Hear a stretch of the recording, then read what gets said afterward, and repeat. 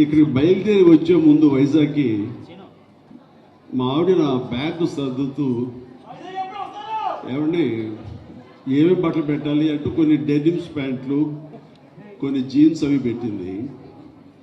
చూడగానే నాకు మిత్రులు యార్లగడ్డ ప్రసాద్ గారు ఆయన ఆంగికం ఆయన వేషధారణ తెలుగుదనం గుర్తొచ్చిన తర్వాత మనం డెనిమ్స్ ప్యాంట్లో వాటికి చాలా అసహ్యంగా ఉంటుంది, పంచి కట్టుకుని వెళ్తే ఎలా ఉంటుందని.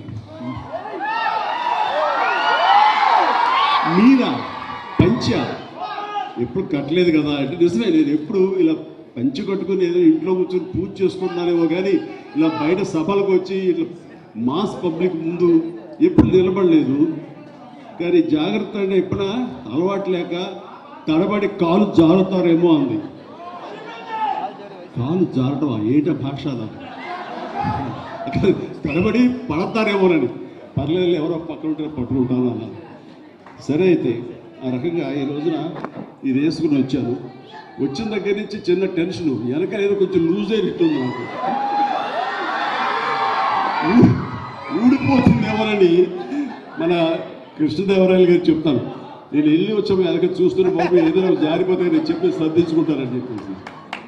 సో అలవాటు లేకపోయినా సరే కొన్ని అలవాటు చేసుకోవడం ఎంత అత్యవసరం, అది ఎంత సంతృప్తినిస్తుంది అనేది అంత ఇంత కాదు. ఈ రోజున ఇక్కడికి వచ్చానంటే కనుక యార్లగడ్డ లక్ష్మీప్రసాద్ గారు, షార్ట్గా వైఎల్పి అనేస్తాం, నాకు చిరకాల మిత్రులు, నాకంటే పెద్దవాళ్ళు, నాకంటే విద్యాధికులు, సరస్వతి పుత్రులు, అన్ని రంగాల్లోనూ ఆయన మిత్రులు ఉన్నారు.